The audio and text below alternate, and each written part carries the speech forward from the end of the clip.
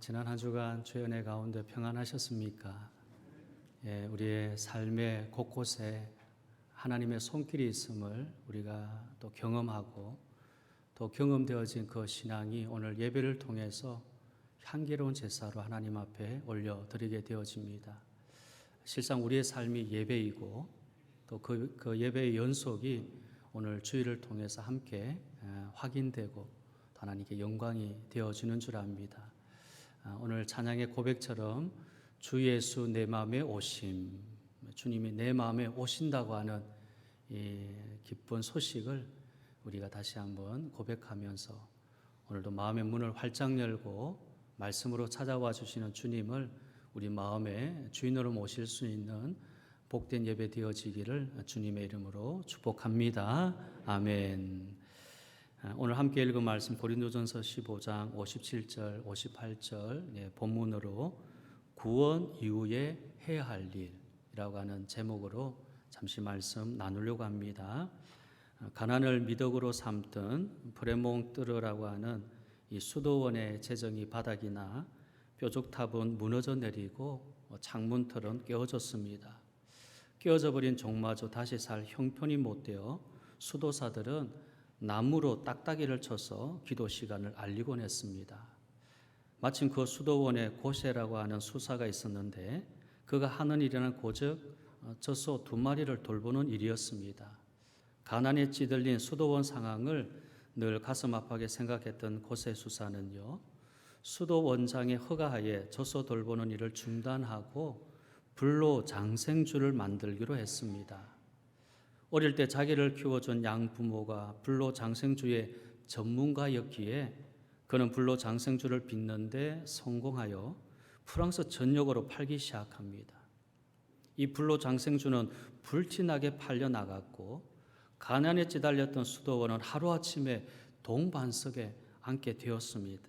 수도원의 건물은 웅장하게 고쳐졌고 뾰족탑은 하늘을 찌를 듯이 높아졌습니다.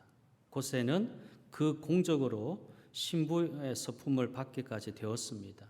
자, 그러던 어느 날 저녁 수사들이 모두 모여 경건하게 기도 시간을 드리고 있었을 때였습니다. 갑자기 누군가 뛰어들며 괴성을 지르고 혀꼬울보라진 목소리로 노래를 부르기 시작한 것이었습니다. 자, 그 사람이 바로 다름 아닌 술 취해 비틀거리는 고세 수사였습니다.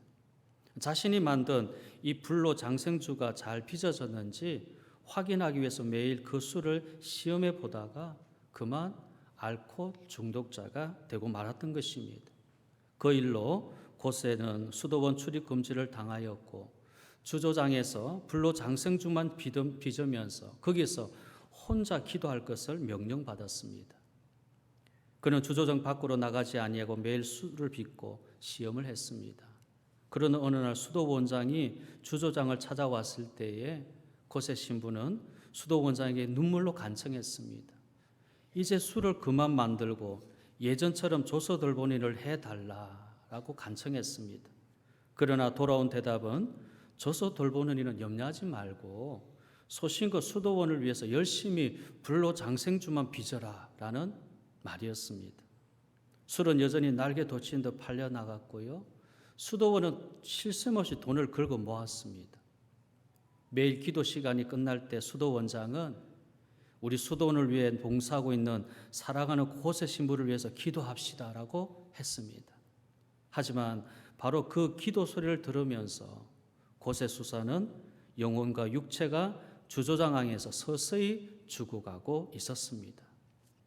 이런 프랑스의 작가 알퐁스 도네가 쓴 고세 신부의 불로 장생주라고 하는 소설입니다. 도네는 사명과 본질을 잃어버린 당시의 종교를 질타하고 싶었던 것입니다. 여러분, 그의 경종은 오늘도 유효합니다. 만일 그리스도의 은혜로 구원받은 우리들이 구원받은 것에 만족해서 더 이상 믿음의 성장이 없다면 우리들 역시 불로 장생주를 만드는 것과 다를 바가 없을 것입니다. 오늘 본문은 우리의 부활과 영생에 대해서 잘 설명하고 있습니다. 우리는 죄와 사망에서 새 생명을 얻은 자들입니다. 그래서 사도 바울은요, 사망은 너의 승리가 어디 있느냐, 사망아 내가 쏘는 것이 어디 있느냐, 사망이 쏘는 것은 죄요 죄의 권능은 율법이라. 우리 주 예수 그리스도로 말미암아 우리에게 승리를 주시는 하나님께 감사했습니다. 우리에게 승리를 주시는 하나님, 여기 주신다라고 하는 것은 반복과 계속적인 의미의 현재 시제입니다. 그러니까 승리를 주시는 하나님의 은총이 지금도 계속해서 일어나고 있다는 사실을 보여줍니다. 이제 더 이상 죽음과 죄와 율법이 그리스도를 믿는 자를 정죄하고 억압할 수 없다는 것입니다.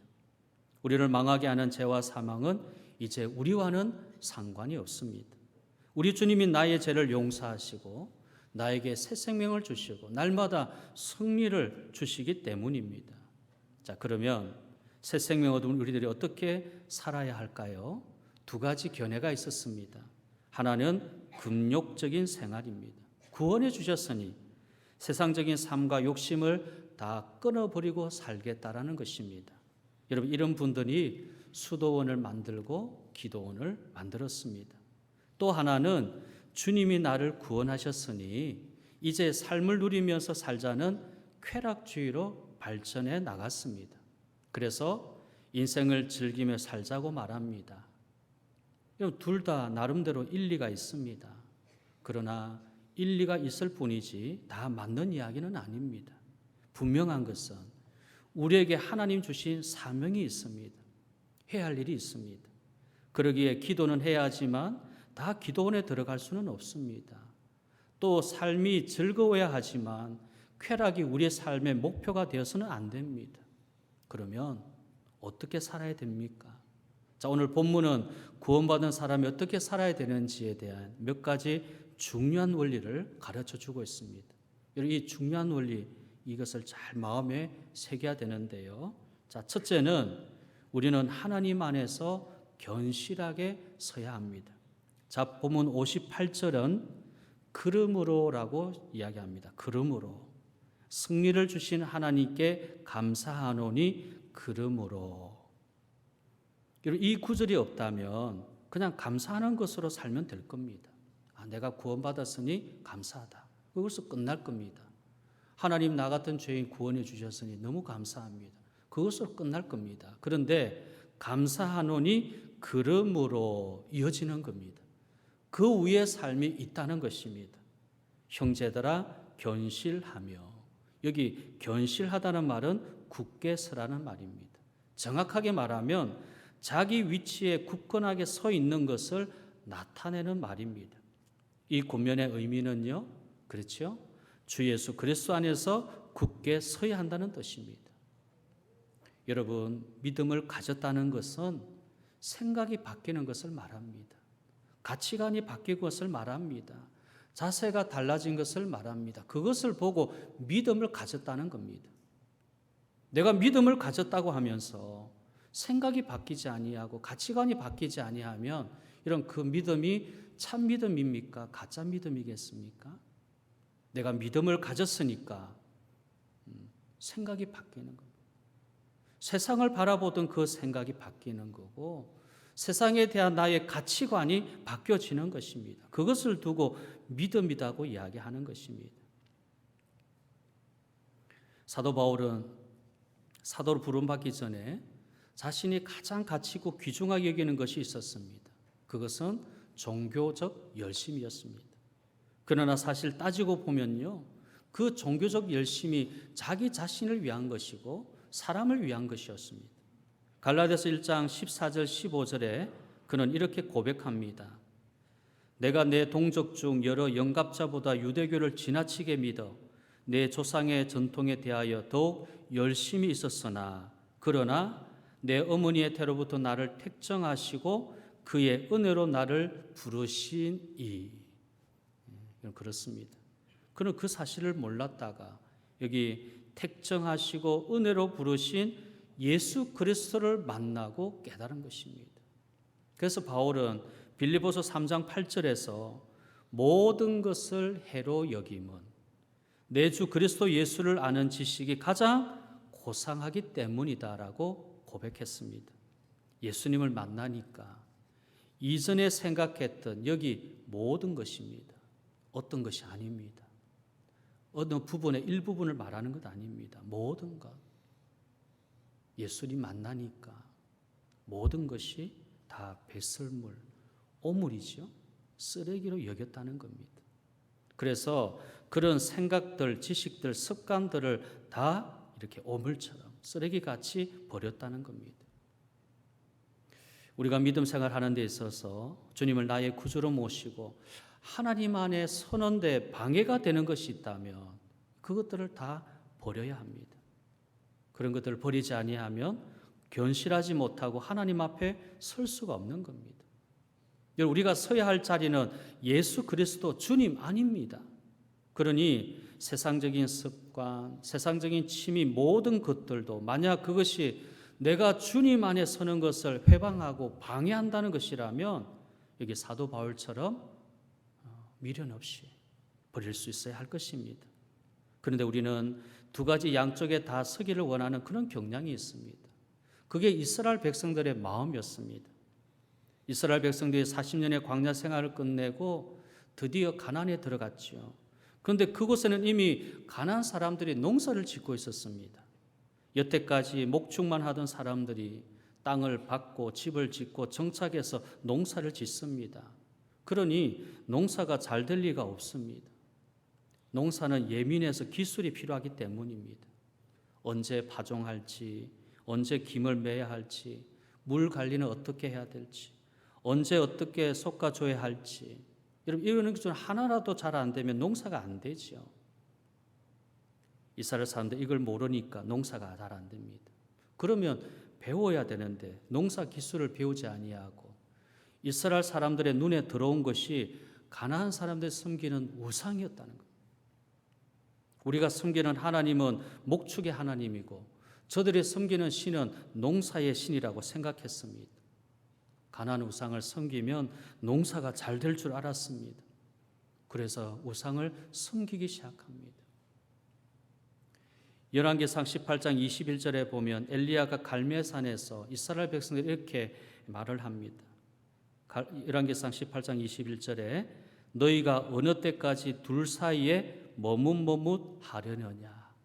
여호와가 만일 하나님이면 그를 따르고 바알이 만일 하나님이면 그를 따를지니라 하니 백성이 말 한마디도 대답지 아니하는지라. 둘 사이에서 하나님과 바알, 둘 사이에서 머뭇머뭇거리는 이스라엘 백성을 향해서 엘리야가 갈멜산에서 이 선포를 하는 겁니다. 하나님이면 그를 따르라. 백성이 말 한마디도 대답지 아니했다. 백성들이 말을 안 합니다. 왜 말을 안 할까요? 여러분 둘 다 섬겨 보겠다고 하는 양다리 신포입니다. 자, 이것이 농사를 짓는 일, 그들의 삶에 그대로 적용이 되었습니다. 자, 그러면 그렇게 해서 복이 임했습니까? 아닙니다. 우상들은 사람들에게 복을 주는 것이 아니라 사람을 망하게 하는 것들입니다. 그러나 이스라엘 백성들은 그 우상이 농사를 잘 짓게 할 것이라고 착각했던 것이죠. 사랑하는 여러분, 구원받은 성도가 해야 할 일은 오직 하나님 안에 굳게 서야 하는 겁니다. 견실해야 됩니다. 하나님 안에 서는 것을 방해하는 것이 있다면 그런 것들은 다 버리십시오. 정리하십시오. 혹 아까운 생각이 듭니까? 양다리를 걸쳐야 마음이 놓이시겠습니까? 아닙니다. 하나님과 우상, 재물을 겸하여 섬기지 못합니다. 여러분 그런 것들을 정리하고 받을 하나님의 은혜와 복은 내가 정리하는 것 이상입니다. 놀라운 것입니다. 하나님이 갑절로 이상으로 갚아주는 겁니다. 예수 그리스도 안에 계속 굳게 서가기를 바랍니다. 둘째로 우리는 흔들리지 말아야 됩니다. 자, 오늘 본문에 이어서 그러므로 흔들리지 말고라고 합니다. 자, 이 말은요, 어떤 외부의 영향에도 동요하지 않는 마음의 상태를 말하는 겁니다. 앞서 견실한 것은 자세를 말하는 것이죠. 모습입니다. 우리가 하나님 앞에 굳게 서 있는 삶, 생활을 말하는 것이고 여기 흔들린다라고 하는 이 말은 마음의 상태인 겁니다. 자, 이처럼 사도 바울이 유사한 동사를 나열하면서 구원받은 성도의 삶의 자세, 구원 이후의 삶을 강조하는 겁니다. 바울은 우리에게 흔들리지 말라고 하는데요. 참 우리는 많이 흔들리죠. 그 이유가 무엇입니까? 여러분, 의심 때문입니다. 기도하면서요, 과연 응답될까 의심합니다. 예수 믿으면서 과연 예수가 진짜일까 의심합니다. 말씀 들으면서 과연 그게 사실일까 의심합니다. 의심이 우리의 믿음과 신앙을 자꾸 흔듭니다. 그래서 야고보서 1장 6절은 이렇게 말씀합니다. 오직 믿음으로 구하고 조금도 의심하지 말라. 여기 조금도라는 것은 전혀 1%라도 0.1%라도 의심하지 말라. 의심하는 자는 마치 바람에 밀려 요동하는 바다 물결 같으니 이런 사람은 무엇이든지 주께 얻기를 생각하지 말라. 두 마음을 품어 모든 일에 정함이 없는 자로다. 의심은 두 마음을 품게 합니다. 바람에 밀려 요동하는 바다 물결과 같습니다. 이리 갔다가 저리 갔다가 이것이 진짜인지 저것이 진짜인지 마음에 정함이 없습니다. 그래서 하나님과의 관계가 망가집니다. 이런 사람과도 마찬가지지요. 사람을 한번 의심하면 걷잡을 수가 없게 됩니다. 그러니 우리가 흔들리지 않는 믿음 생활을 하려면 의심을 버려야 됩니다. 인류 최초의 부부 아담과 하와가 행복하게 살고 있었습니다. 늘 해가 지기 전에 돌아왔던 아담이 하루는 밖에서 아주 밤늦게 돌아왔습니다. 하와가 매우 화가 나서 소리쳤습니다. 당신에게 다른 여자가 생겼죠. 그게 무슨 소리요? 이 세상에 여자로는 당신뿐이잖아. 하지만 한번 의심을 하는 하와의 의심은 사그라지지 않았습니다. 여러분, 하와의 의심병으로 잠을 자지를 못했습니다. 이루지를 못했습니다. 하와가 의심을 하든 말든 아담은 잠을 잤는데 누군가 가슴을 콕콕 찌르는 바람에 잠에서 깨었습니다. 하와였습니다. 당신 뭐 하는 거요? 안 자고. 말 시키지 말아요. 지금 갈비뼈 숫자를 세고 있으니까. 여러분, 의심은 일을 망치게 합니다. 그러나 확신은 일을 이루어가는 것입니다. 마가복음 11장 23절 24절에 보면요. 내가 진실로 너희에게로 오노니 누구든지 이 산들을 돌려 바다에 던져지라 하며 그 말하는 것이 이루어질 줄을 믿고 마음에 의심하지 아니하면 그대로 되리라. 그러므로 내가 너희에게 말하노니 무엇이든지 기도하고 구하는 것은 받은 줄로 믿어라. 그리하면 너희에게 그대로 되리라. 하나님 말씀입니다. 주님의 친히 말씀하신 내용입니다. 의심하지 말고 마음에 의심하지 말고 그대로 될 것이다. 기도한 것은 믿고 구한 것은 받은 줄로 믿어라. 그대로 되리라. 성경을 보면 이 확신을 가지고 하는 사람들이 얼마나 놀라운 일들을 이뤘는지 확인할 수 있습니다. 저는 사도 바울이요 죄수의 신분으로 아그리빠 왕 앞에서 한 말을 잊을 수가 없습니다. 사도행전 26장 28절과 29절에 보면 특별히 29절에 이렇게 말했습니다. 말이 적으나 많으나 당신뿐 아니라 오늘 내 말을 듣는 모든 사람도 다 이렇게 결박된 것 외에는 나와 같이 되기를 하나님께 원하나이다. 죄수의 신분이었던 바울이 아그리빠 왕 앞에서 이 말을 하는 겁니다. 너가 적은 말로 나를 그리스도인 되게 하는구나. 그때 바울이 이 말을 하는 거죠. 말이 적으나 많으나 당신뿐만 아니라 오늘 내 말을 듣는 모든 사람도 다 이렇게 결박된 것 외에는 나와 같이 되기를. 나와 같이 되는 건 뭡니까? 그리스도인이 되는 것.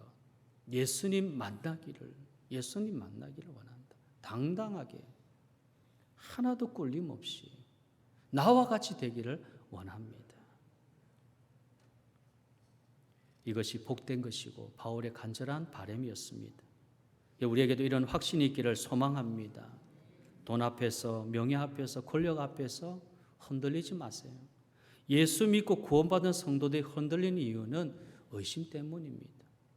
모든 것을 더해 주시겠다고 하신 하나님의 약속의 말씀을 믿으면 이런 먹는 걸로, 입는 걸로, 사는 걸로 뭐가 흔들리겠습니까? 하나님의 도우심을 믿으십시오. 하나님이 함께 하심을 믿으십시오. 그러면 우리의 믿음이 흔들리지 않나. 굳건하게 어떤 상황에도 어떤 환경에도 마음의 평안이 있는 것입니다. 마지막 세 번째로 주의 일에 힘쓰는 사람이 되어야 됩니다. 자, 본문 58절을 우리 한번 다시 읽어보십시다. 58절 다시 읽겠습니다. 그러므로 내 사랑하는 형제들아 견실하며 흔들리지 말고 항상 주의 일에 더욱 힘쓰는 자들이 되라. 이는 너희의 수고가 주 안에서 헛되지 않은 줄 알미라. 여기 항상 주의 일에 더욱 힘쓰는 자들이 되라. 항상 판톤테. 이 판톤테 항상이라는 것은 언제 어디서라는 의미고요. 그리고 더욱 힘쓰는 자들이 되라고 했습니다. 힘쓰는 자들이 더욱 되라. 페리시오라. 이 페리시오라는 이 단어는 충분히 소유하다, 더 두드러지게 하다, 풍성하다는 뜻입니다. 언제 어디서나 주의 일에 열심히 품고 넘치도록 충성하라고 하는 의미입니다. 고린도후서 11장 23절을 보겠습니다. 그들이 그리스도의 일꾼이냐 정신없는 말을 하거니와 나는 더욱 그러하도다.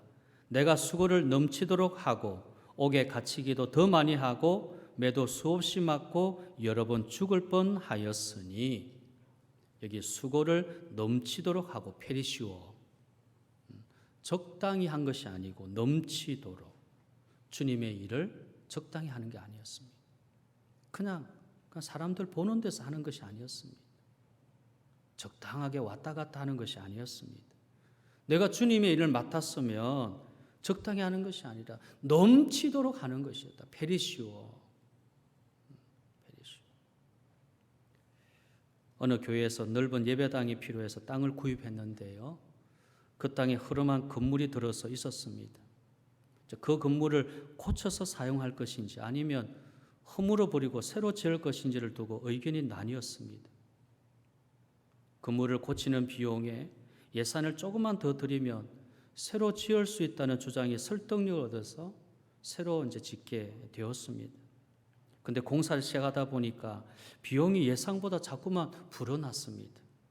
이렇게 되자 성도들 사이에 큰 분란이 일었습니다. 신축을 강력히 추진한 사람들에게 항의하면서요, 충돌을 빚은 것입니다. 예배당을 짓기 전에는 예의 바르고 인격적인 성도들이 서로 대적하고 격렬하게 싸웠습니다. 언제 그러냐 싶습니다. 예배당 공사는 결국 중단되고 말았습니다. 이야기를 들으면서 저는 두 가지를 생각했습니다. 첫째는 정확한 분별, 판단이 중요하다는 것이고요. 둘째는 사람들은 자신이 정해놓은 한계 안에서만 헌신하려고 하는 경향이 있다는 것입니다. 여러분, 한계를 스스로 정해놓고 그 안에서만 헌신한다면 그 사람은 이름 없이 빚도 없이 섬기는 것이 아닙니다. 헌신의 한계를 정해놓은 사람은 자신의 머릿속에 있던 것보다 더 많은 비용을 지불해야 할 때에 기꺼이 드리지 못합니다. 이만큼 딱 해놔. 한계가 있는 거죠. 정해놓았으니까 그 이상이 되어지면 기꺼이 드리지를 못하는 겁니다. 그것은 헌신을 통해 이루어질 하나님의 일의 가치가 자신의 소유물에 대한 가치보다 훨씬 월등하다는 사실을 인식하지 못하기 때문입니다. 오늘 주의 일도 마찬가지입니다. 한계를 정해놓고 하다 보면 짜증이 납니다. 신경질이 나고 시험에 듭니다. 한계가 자꾸 넘어서니까. 근데 여러분, 믿음의 사람들을 한번 보십시오. 여러분, 그들의 특징은 한결같이 목숨을 바쳐 주의 일을 하겠다는 것입니다. 그런 사람, 믿음의 선진들의 헌신 때문에 우리까지 지금 복음이 전해지고 우리가 천국 백성 된 것 아닙니까? 주의 일에는 한계가 없습니다. 우리가 임의로 정해놓고는 그 한계를 벗어나면 마음이 불편해지고 원망이 되어지고 짜증이 나고 신경질이 나고 시험에 들어버린 겁니다. 여러분, 주님의 일에는 한계가 없습니다. 페리시오, 넘치도록 더욱 힘쓰라는, 넘치도록. 주님의 일을 하는데 나의 헌신의 한계를 둔다는 것은 하나님의 능력을 믿지 못하는, 사람으로 하나님의 일을 하려고 하는, 어찌 보면 교만인 것입니다. 여러분, 분명히 기억하십시다. 주님의 일을 할 때는 한계가 없습니다. 풍성한 겁니다. 어린아이의 작은 도시락 한계가 있는 거죠. 보리떡 5개와 물고기 2마리 한계가 있습니다. 아이가 먹는 한 끼 도시락입니다. 여러분 그걸 보고 뭘 여러분 한계를 뛰어넘는 걸 생각하겠습니까? 근데 그 아이의 도시락이 주님의 손에 들려졌을 때에 주님은 위대한 일을 이루셨던 것입니다. 주님의 일에는 한계가 없습니다. 페이시와 넘치도록 감당하는 것입니다. 로마의 휴일, 또 마이 페어 레이디, 그런 명화에 출연했던 영화배우 오드리 헵번, 잘 아는 유명한 영화 배우죠. 국제아동기금 유니세프 회원으로 활동하고 아프리카 등재 기아 아동 구원에 참 헌신했던 배우입니다. 그녀가 출연한 영화 티파니에서 아침의 첫 장면에 입었던 이 검은색 세티 드레스가요, 경매에 나왔는데 그 수익금이 87,000달러, 우리나라 돈으로 말하면 10억입니다. 10억. 드레스 한 벌에 10억입니다. 그것이 경매에 나와서 이렇게 10억의 경매 대금이 되어졌는데, 근데 그것을 여러분 인도의 빈민 아동을 위해서 사용이 되어졌습니다. 돈이 없어 학교를 가지 못한 아이들 위해서 컴퓨터 첨단 교육시설을 갖춘 무료 교육센터를 열어서 영어를 이제 아이들에게 가르치는 겁니다.